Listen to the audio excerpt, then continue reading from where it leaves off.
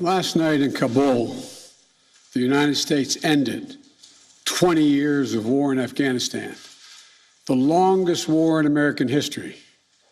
We completed one of the biggest airlifts in history, with more than 120,000 people evacuated to safety.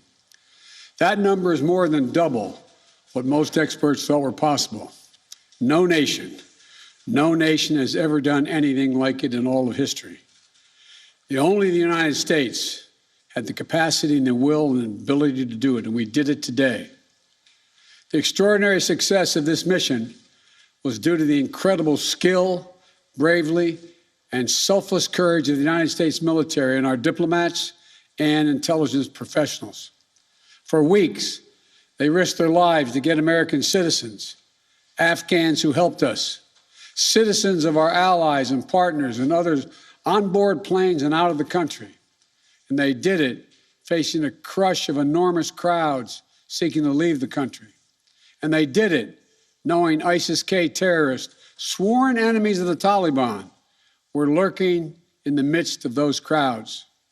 And still, the women and men of the United States military, our diplomatic corps, and intelligence professionals did their job and did it well, risking their lives, not for professional gains, but to serve others, not in a mission of war, but in a mission of mercy.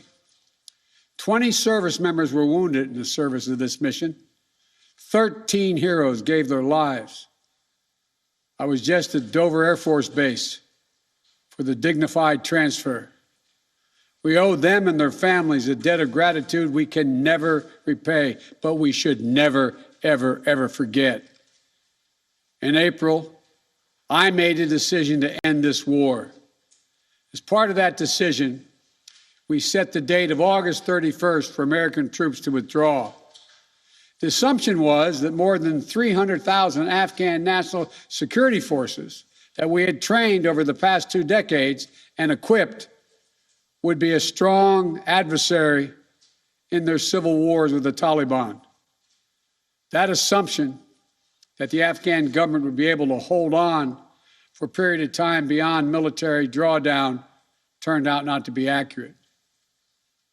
But I still instructed our national security team to prepare for every eventuality, even that one. And that's what we did.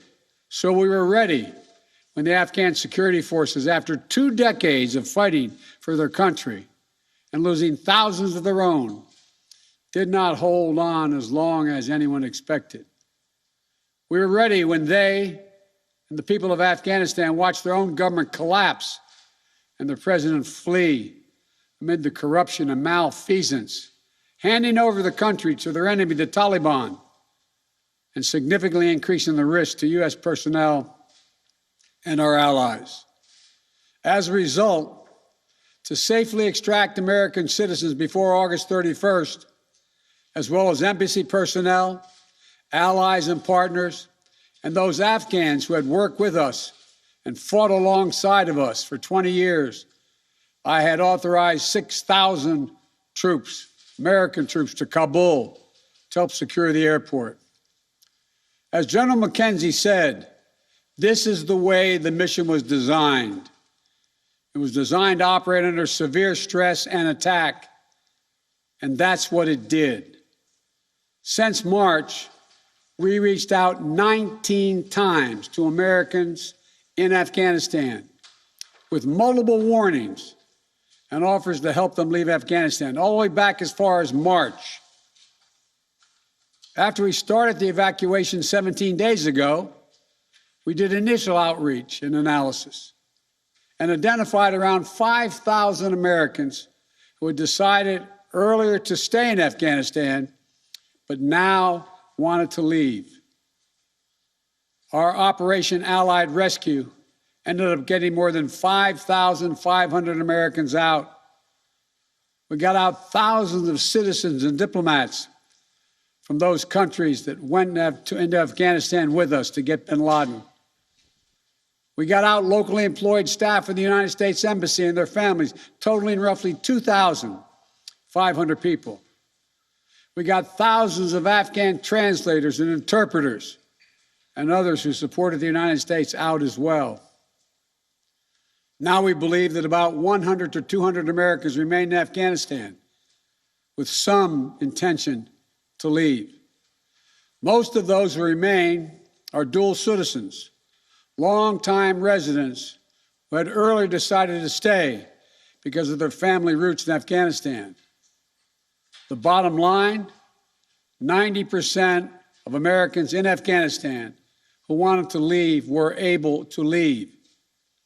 And for those remaining Americans, there is no deadline. We remain committed to get them out if they want to come out. Secretary of State Blinken is leading the continued diplomatic efforts to ensure safe passage for any American, Afghan partner, or foreign national who wants to leave Afghanistan. In fact, just yesterday, the United Nations Security Council passed a resolution that sent a clear message about what the international community expects the Taliban to deliver on moving forward, notably freedom of travel, freedom to leave. And together, we are joined by over 100 countries that are determined to make sure the Taliban upholds those commitments. It will include ongoing efforts in Afghanistan to reopen the airport, as well as overland routes, allowing for continued departure to those who want to leave and deliver humanitarian assistance to the people of Afghanistan. The Taliban has made public commitments, broadcast on television and radio across Afghanistan, on safe passage for anyone wanting to leave, including those who worked alongside Americans. We don't take them by their word alone, but by their actions. And we have leverage to make sure those commitments are met. Let me be clear. Leaving August the 31st is not due to an arbitrary deadline. It was designed to save American lives. My predecessor, the former president, signed an agreement with the Taliban to remove U.S. troops by May the 1st, just months after I was inaugurated. It included no requirement that the Taliban work out a cooperative government arrangement with the Afghan government. But it did authorize the release of 5,000 prisoners last year, including some of the Taliban's top war commanders, among those who just took control of Afghanistan. And by the time I came to office, the Taliban was in its strongest military position since 2001, controlling or contesting nearly half of the country. The previous administration's agreement said that if we stuck to the May 1st deadline that they had signed on to leave by, the Taliban wouldn't attack any American forces. But if we stayed, all bets were off. So we were left with a simple decision. Either follow through on the commitment made by the last administration and leave Afghanistan, or say we weren't leaving and commit another tens of thousands more troops going back to war. That was the choice, the real choice, between leaving or escalating. I was not going to extend this forever war, and I was not extending a forever exit. The decision to end the military airlift operations at Kabul airport was based on the unanimous recommendation of my civilian and military advisors, the Secretary of State, the Secretary of Defense, the Chairman of the Joint Chiefs of Staff, and all the service chiefs, and the commanders in the field. Their recommendation was that the safest way to secure the passage of the remaining Americans and others out of the country was not to continue with 6,000 troops on the ground in harm's way in Kabul, but rather to get them out through non-military means. In the 17 days that we operated in Kabul, after the Taliban seized power, we engaged in an around-the-clock effort to provide every American the opportunity to leave. Our State Department was working 24/7, contacting and talking and in some cases walking Americans into the airport. Again, more than 5,500 Americans were airlifted out.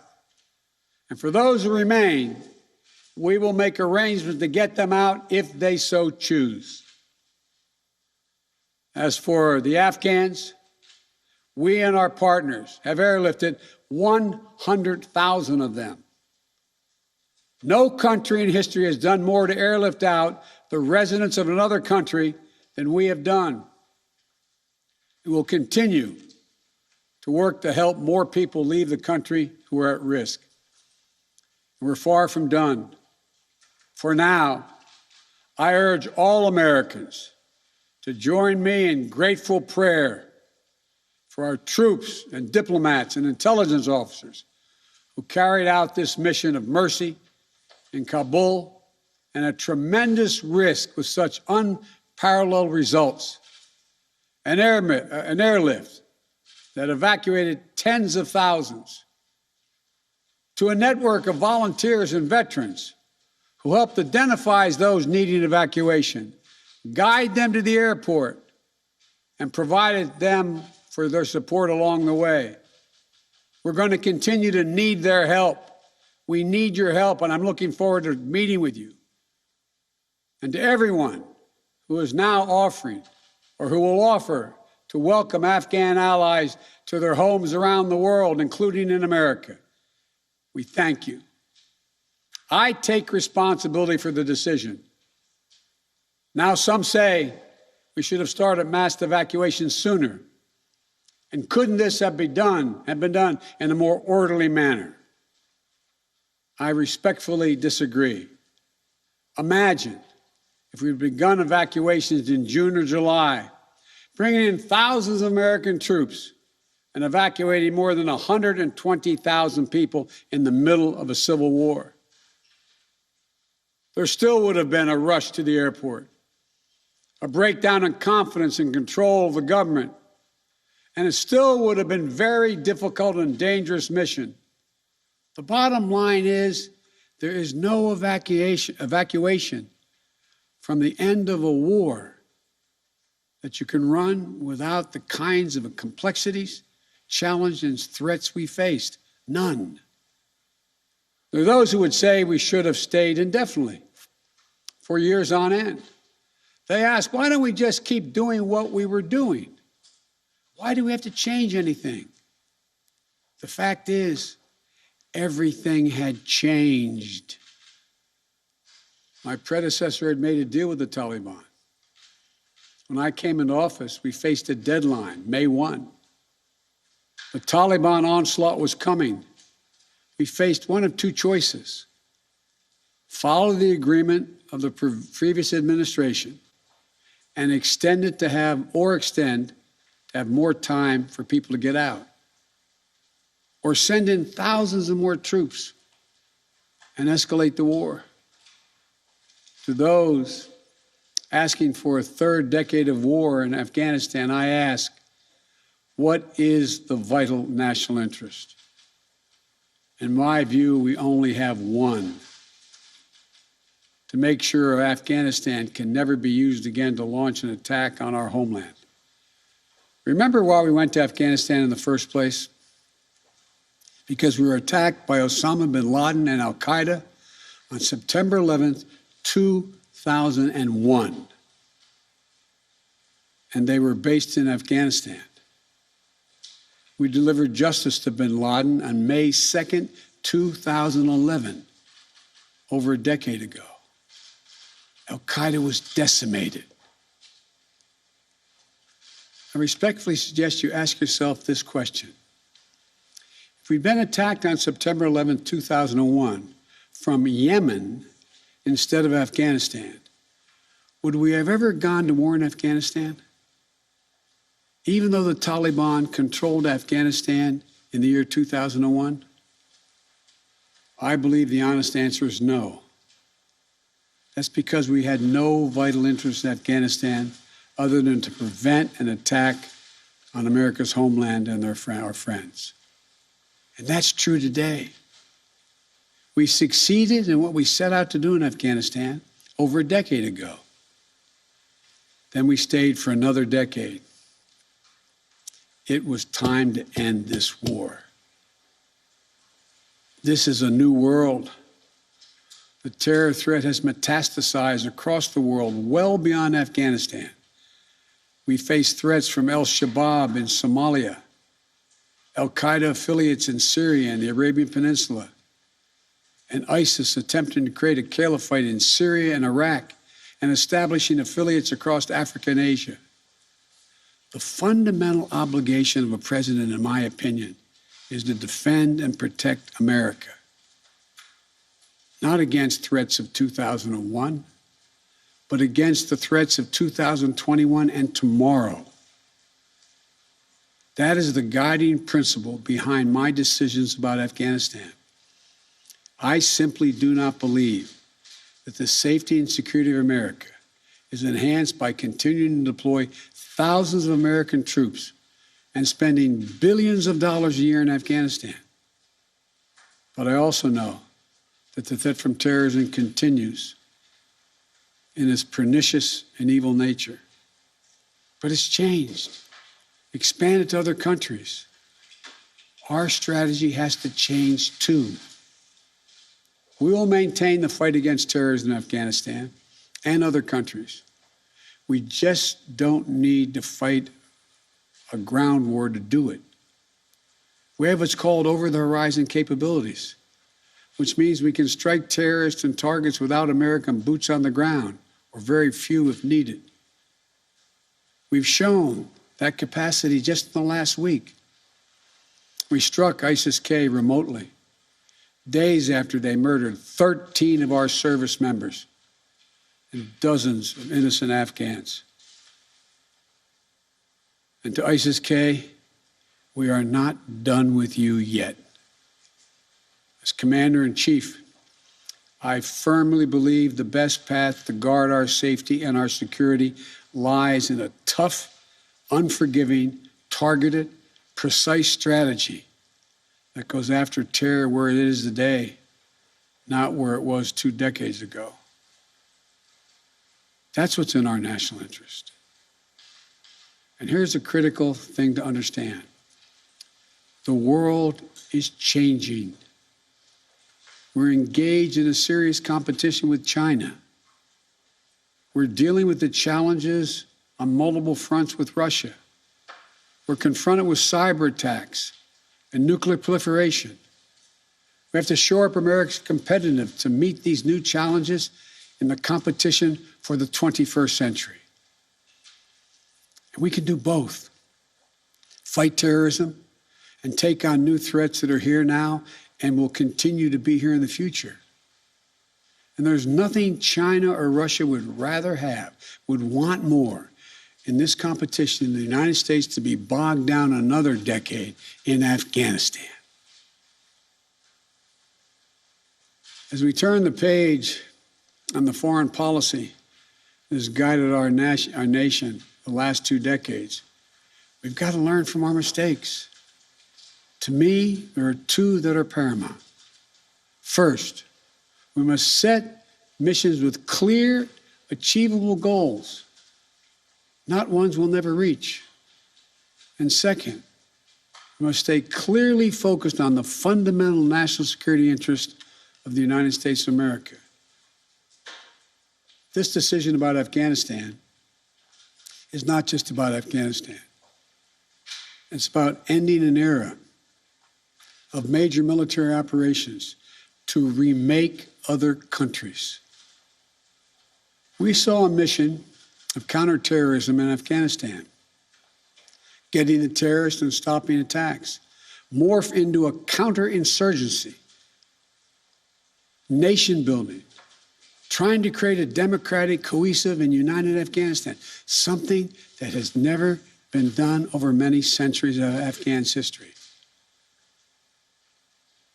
Moving on from that mindset, and those kind of large-scale troop deployments will make us stronger and more effective and safer at home. And for anyone who gets the wrong idea, let me say clearly, to those who wish America harm, To those engaged in terrorism against us or our allies, know this: the United States will never rest. We will not forgive. We will not forget. We will hunt you down to the ends of the earth, and you will pay the ultimate price. And let me be clear. We'll continue to support the Afghan people through diplomacy, international influence, and humanitarian aid. We'll continue to push for regional diplomacy engagement to prevent violence and instability. We'll continue to speak out for the basic rights of the Afghan people, especially women and girls, as we speak out for women and girls all around the globe. And I've been clear that human rights will be the center of our foreign policy. But the way to do that is not through endless military deployments, but through diplomacy, economic tools, and rallying the rest of the world for support. My fellow Americans, the war in Afghanistan is now over. I'm the fourth president who has faced the issue of whether and when to end this war. When I was running for president, I made a commitment to the American people that I would end this war. And today, I've honored that commitment. It was time to be honest with the American people again. We no longer had a clear purpose in an open-ended mission in Afghanistan. After 20 years of war in Afghanistan, I refuse to send another generation of America's sons and daughters to fight a war that should have ended long ago.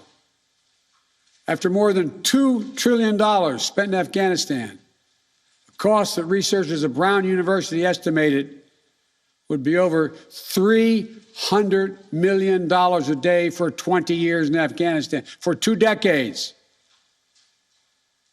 Yes, the American people should hear this: $300 million a day for 2 decades.